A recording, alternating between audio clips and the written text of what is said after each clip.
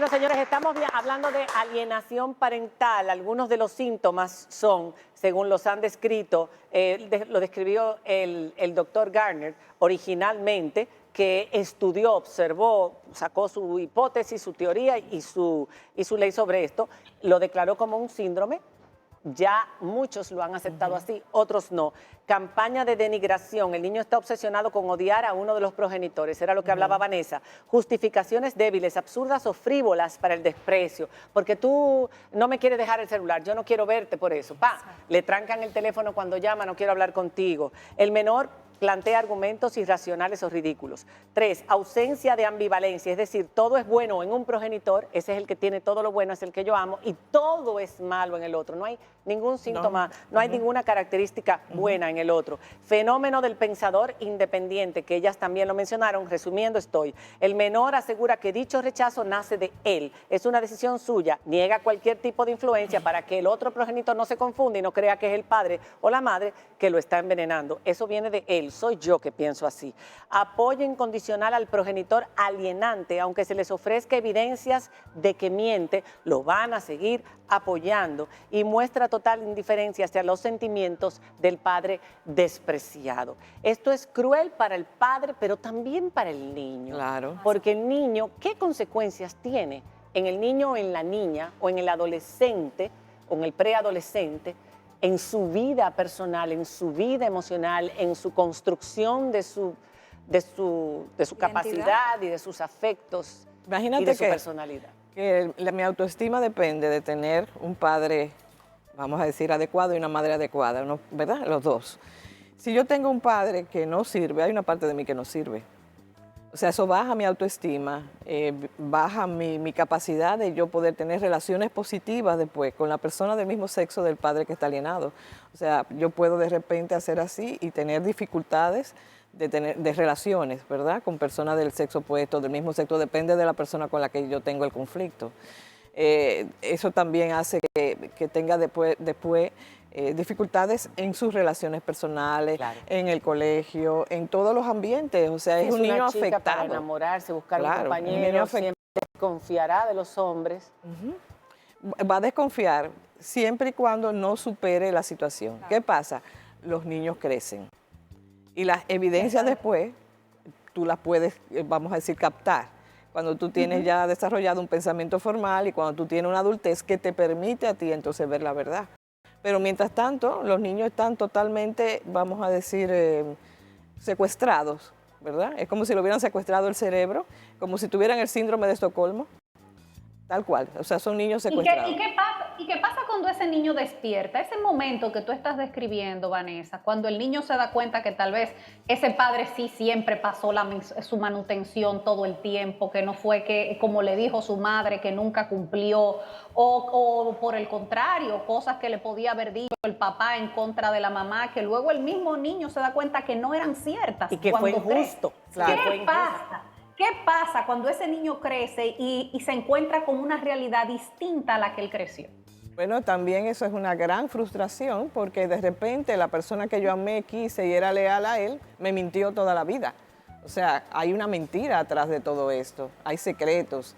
Y eso afecta emocionalmente, porque de repente, ¿cómo yo puedo creer en los demás si mi propio padre o mi propia madre me engaña? Y se siente peor porque él mismo maltrata a su otro padre. Y después hay culpa, porque de repente yo fui a la corte y hablé mal de ti, dije que tú me abusaste sexualmente y eran mentiras. Entonces todo eso genera culpa. Mucha culpa. Y hay una herida que generalmente muchos adultos jóvenes llegan a terapia porque llegan a este punto de darse cuenta de muchas cosas, entonces empiezan ellos a cuestionarse y a deconstruir y es el momento, digamos que idóneo para sanar, porque entonces tiene esta ambivalencia y esta herida ahora con el progenitor que yo sí creí que era la persona que había sido leal a mí, que me había cuidado toda la vida y que de repente todo este velo se cae. Pero también hay un daño irreparable, es decir, una relación que no se cultivó y que hay padres, por ejemplo, que escogen entonces por dolor, se apartan y no vuelven a tener contacto con esos hijos. Yo les comento a los padres que han tenido este tipo de situación, mantente siempre presente en la vida de tus hijos. no aceptes la distancia. Mándale regalo de Navidad, escríbele, llámalo, hazlo sentir que tú lo quieres y que estás, que ellos crecen y un día se darán cuenta. O sea, cultiva la relación aunque el padre te rechace y no quiera que tú te acerques o ellos no se quieran acercar a ti para que en el día de mañana no digan, tú me abandonaste. O sea, no, siempre estuve aquí, simplemente esperaba que tú crecieras y pudieras darte cuenta de la situación como son. Doctora. Es importante, perdón, saber que el vínculo, o sea, el padre es el que busca, el vínculo se genera desde el padre. Y no podemos cansarnos porque esa es la crianza es incansable, e inquebrantable. Entonces, eso que dice Vanessa es maravilloso, o sea, el padre no debe cansarse de buscar y de continuar y de perseguir, y que obviamente van a haber momentos que va a vivir de frustración, pero a la larga siempre eso cae y el joven, el niño, el adulto, incluso un adulto tal vez mayor, se da cuenta de las situaciones que está pasando. Y se puede reparar. Y se puede construir. Claro que sí. Doctoras, en ese mismo sentido, ¿qué porcentaje de los pacientes que ustedes ven logran solucionar el problema entre todos en terapia y cuántos llegan allá a un proceso legal? Y también me gustaría saber cuántos casos de alienación parental que ustedes ven en consulta llegan al extremo de que la madre o el padre acusen al otro de abuso sexual contra el menor. Bueno, la mayoría de los casos que me llegan vienen de la corte.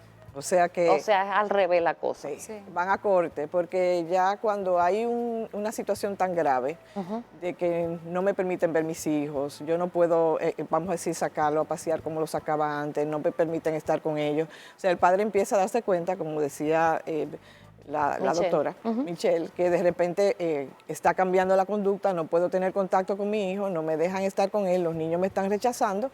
Y generalmente tú dices, espérate, aquí se está violando, vamos a decir, un acuerdo de divorcio y entonces empiezas a reclamar tus derechos.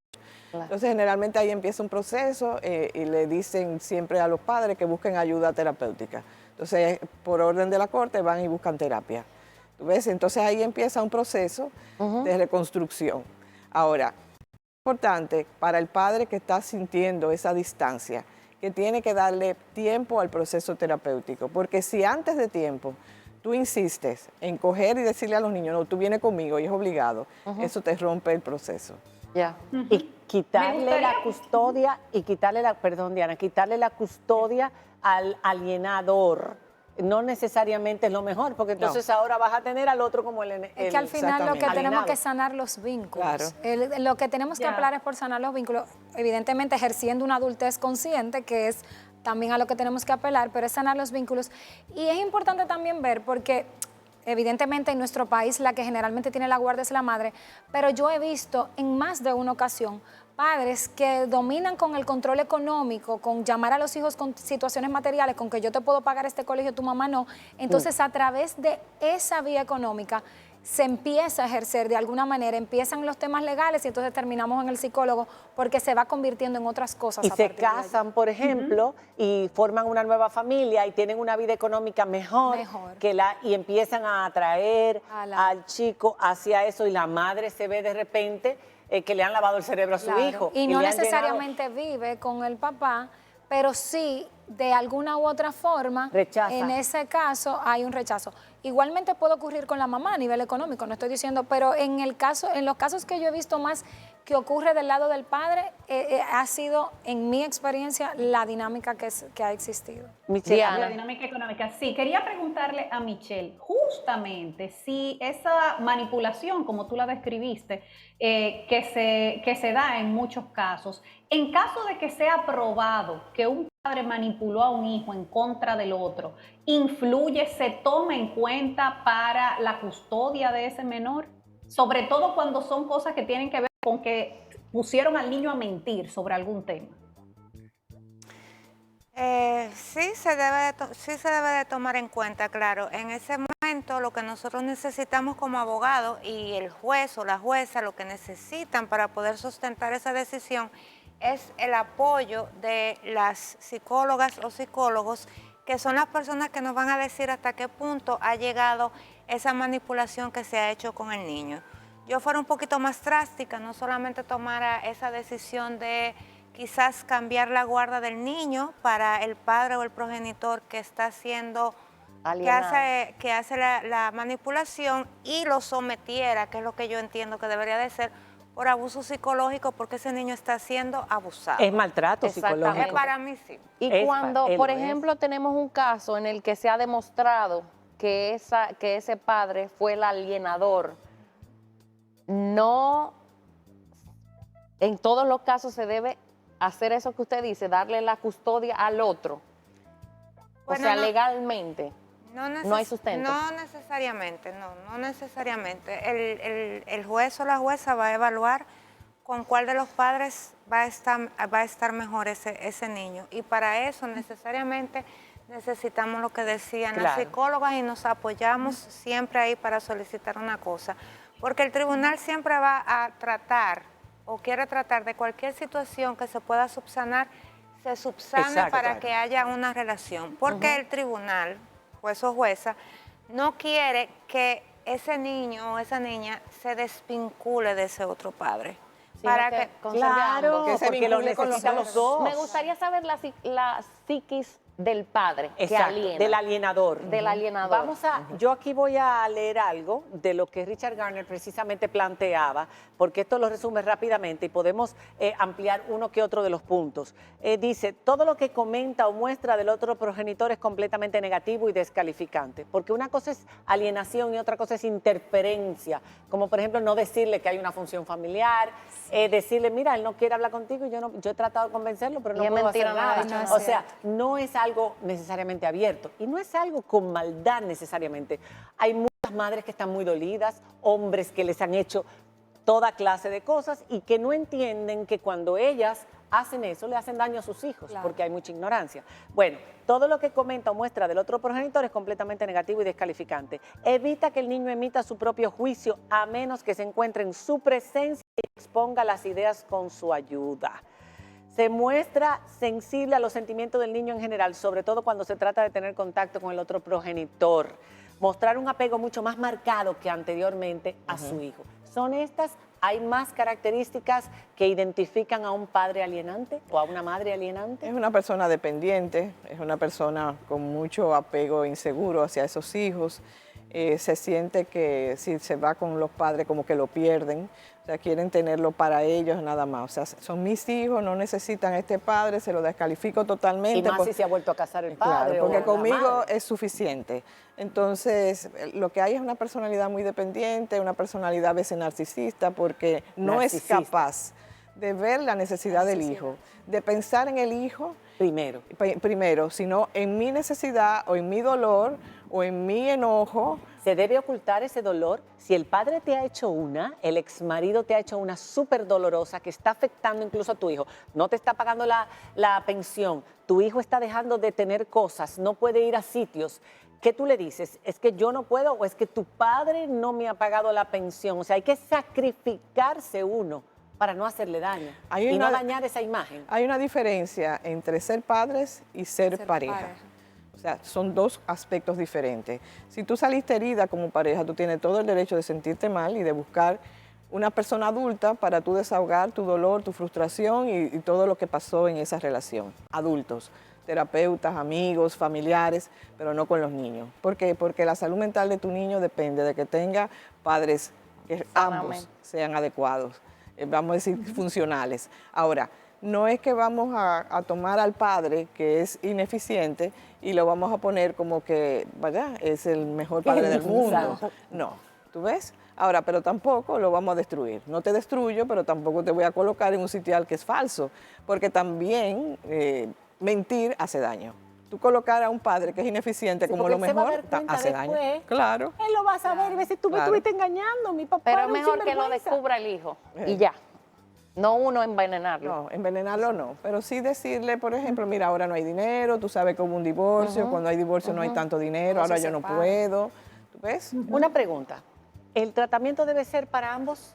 No solamente para el niño, en caso de que haya alienación o que se quiera investigar. Ustedes tienen unos indicadores que ya los hemos leído, pero deben tratar al padre igual que a la madre, o sea, al alienante o al alienador o al alienado. Y si hay otros miembros de la familia, porque generalmente también hay un rechazo, no solamente a ese progenitor, sino a la familia, toda la a los familia, primos, los completa. abuelos. Si hay otro miembro de la familia que ha ejercido el papel de alienador, puede ser, aquí hay muchas abuelas que crían. Sí. Tu papá es un sinvergüenza, tu mamá, la pobre, es una víctima que tiene que salir a trabajar todos los días porque tu papá no te da ni un chele, tu papá no te quiere y te abandona. No, y generalmente Por cuando ejemplo. hay un padre alienado, la familia de ese padre o de esa madre también queda alienada del niño. Así es. Exacto. ¿Cómo es ese tratamiento? Realmente hay que trabajarlo a los dos, porque Nos vamos a una pausa. Sí, cuando Me lo regrese. dicen cuando regresemos de la pausa De acuerdo. y vamos a compartir sus comentarios. Ya volvemos. Okay.